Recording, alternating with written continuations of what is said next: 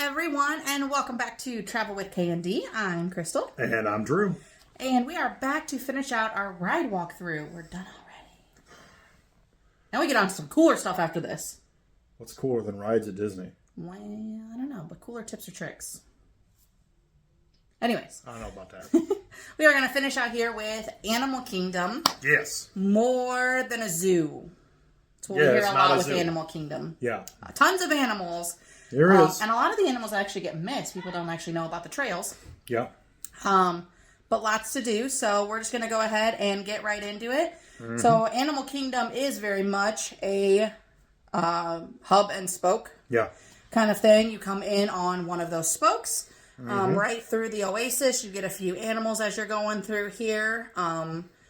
And then you hit Discovery Island. This is where you really get to your first attraction here. And this is the main centerpiece. This is where you're going to see the Tree of Life, which in and of itself hosts It's Tough to Be a Bug, which is a 3D show. I think they took out the 4D on it. Did they? I think it's just 3D now.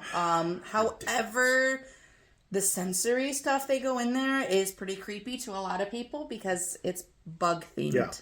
So, for those who have seen the film, it definitely, like, the grasshoppers come and things are trying to escape. It can be a lot sometimes. It can be a lot. Yeah, it can be a lot. Yeah. So while this one is okay for all heights, I may not recommend it to very, very young kids. That's fair. Yeah. Because it can be a little scary, and it just because of kind of the nature of it. The Tree of Life, though, however, even if you don't want to go and It's Tough to Be a Bug, there are paths that can get you right up to the tree. Yeah. There are get carvings photos of your favorite animal carving. Yeah. Absolutely. So that is an attraction in of itself, whether or not you want to do It's Tough to Be a Bug. I definitely would recommend going and checking that out. There are also Discovery Island trails. This is where you'll see a lot of animals that are kind of in the area, and these are actually what leads up to the Tree of Life.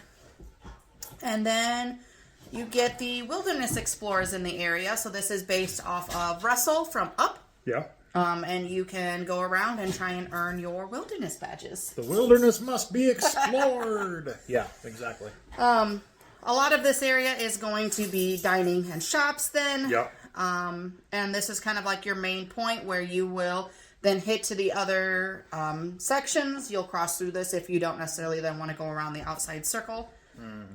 But from there, we're going to go, I guess, kind of down here into the lower left-hand corner and go into Pandora, the world of Avatar. Yeah. This area is not so fluffy friendly. No, it's not. No.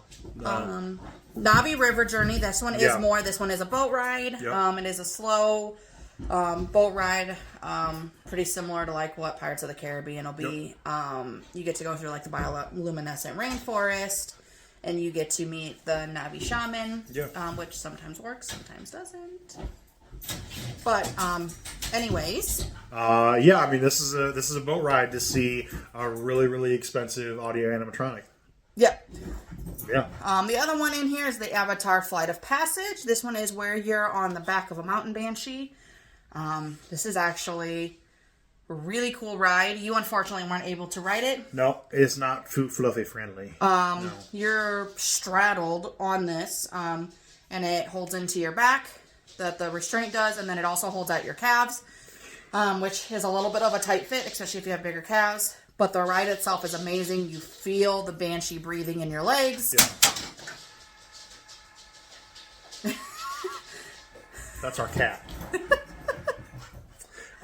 Interestingly enough, too, like, so the way your feet go into the banshee, so I've got a size 13 foot. My foot couldn't even get down in all the way to, like, even try to contort myself into this seat.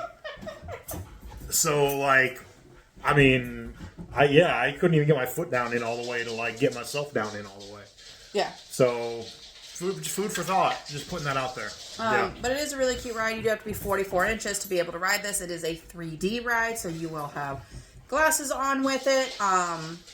But other than that, like, I mean, it's kind of like a simulation ride, but you're meant to simulate a banshee. It looks cool but as it heck, feels like you dip and you soar and you feel wind and you feel the banshee breathing. Like, I mean, where they have, their nostrils essentially are, kind of down by their legs. You feel it in your legs. So you feel them breathing. Sounds tingly. It's crazy because it's just how like it adds that sensory to make you really feel like you're there and on a living creature. Yeah. So it is pretty cool on there. Yeah. The rest of Avatar is pretty neat. You can see the floating islands. It's kind of like an attraction of itself to walk around, even if you can't do the rides. Yeah, I mean the theming is beautiful for sure. The brainchild of Rhodey was strong here. In his dangly earring of power. Well, there you go. But I mean he did a great job here for sure. We're gonna kind of go up into the left then, and we're gonna hit Africa. And Africa has the celebration of Festival of the Lion King. Say that 10 times fast. No. So this is a 22-minute show. This one is, if I'm not mistaken, this one's more like Broadway themed. This is a Broadway style show with costumes and seeing the actors and stuff. They're not in they're in costume, but they're not in the traditional They're Disney in Broadway costumes. Broadway style costuming, yeah. It used to be where they had essentially two different companies that did this, and one was on Broadway in New York, and one was at Disney World performing this, and then every now and then they would switch. Yeah. I don't know. I don't think they do that anymore, but once upon a time they did. Yeah. So it is kind of cool. They are Broadway trained actors, and you get, without having to go to New York, you get that experience. Yeah. Having had seen Lion King on Broadway, and this, they are very, very similar in style. You couldn't tell the difference. No. The other things that you kind of get in here is the Gorilla Falls exploration trails. This gets missed. Most people don't know these are there. Yeah. Yeah. No pun intended. But, the gorillas are often missed, not gorillas in the mist. So keep up. Just because it's kind of, truth be told, a lot of the tigers and stuff like that, a lot of that is missed as well, just because, you're so focused on getting where the trails ride to ride. You kind of forget the fact that at the end of the day, there are animals here for you to see, and it's not just rides. So make sure you seek those areas out for sure, because it's worth it. There is also a small train ride that you can take out to Rafiki's Planet Watch. And that's definitely worth it, too. It's open air. It's toasty in the Florida sun. But it's a cool way to see some behind-the-scenes type stuff, which is really, really cool. Yeah, this is where you get, the conservation station that's back there. There's an animal experience there. And there's also an affection section. These are, try and say all these 10 times fast. Dear Lord.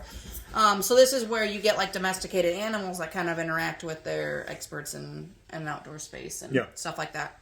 The big attraction in this area is the Kilimanjaro Safaris, which, if you do one thing... You've got to do this. You need to do this one. For sure.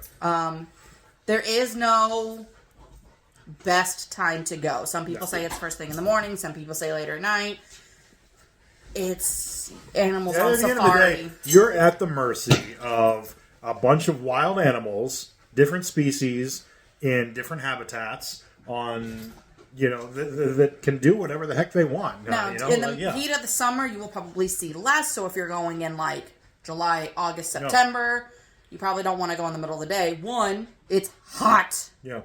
You don't want to be out there. Yeah. And two, it's hot. The animals don't want to be out there.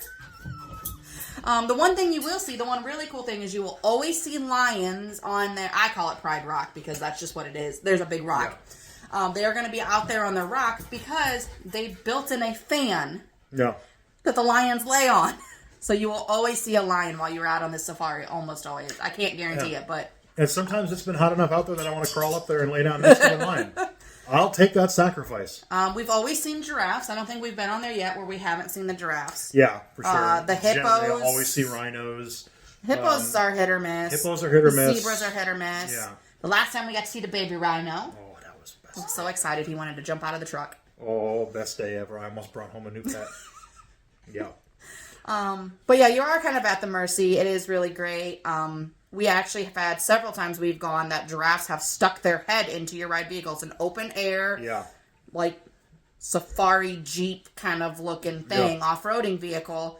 So make sure you keep your hands in and don't be like holding your hand out recording, because there are like, you might get giraffe kisses. We grew up near Michigan, and those potholes don't touch these, but yeah. So make sure you have a hold of things. Kids need to sit on the inside. But yeah, giraffes have, we've been stopped for various animals, because, they tend to just, especially the elephants, they just stand in the middle of the drive and they don't care. No. But usually about then, a giraffe usually sticks its head in, wants to see if anybody has any goodies. Yeah. And you get some really cool pictures that way. Yep. So yeah, definitely Kilimanjaro safaris. For your own comfort, I would recommend earlier in the day or later in the evening, not the heat of the day. Yeah, definitely, for sure. Or go in like January, where it's, nicer pretty much all day long. Yeah. So there you go. All right, then we head over to Asia, and we're going to hit the Feathered Friends in Flight. So this one is, you get to see all kinds of exotic birds. And there's a little bit of a show. It's about 25 minutes long. You get to sit and watch. Kind of a nice little cute thing. Yeah. Also, the Maharaja Jungle Trek. This is where the tigers are that he was talking about that you would miss. Yes, very easy to miss. You also get to see like monkeys and Komodo dragons and stuff like that.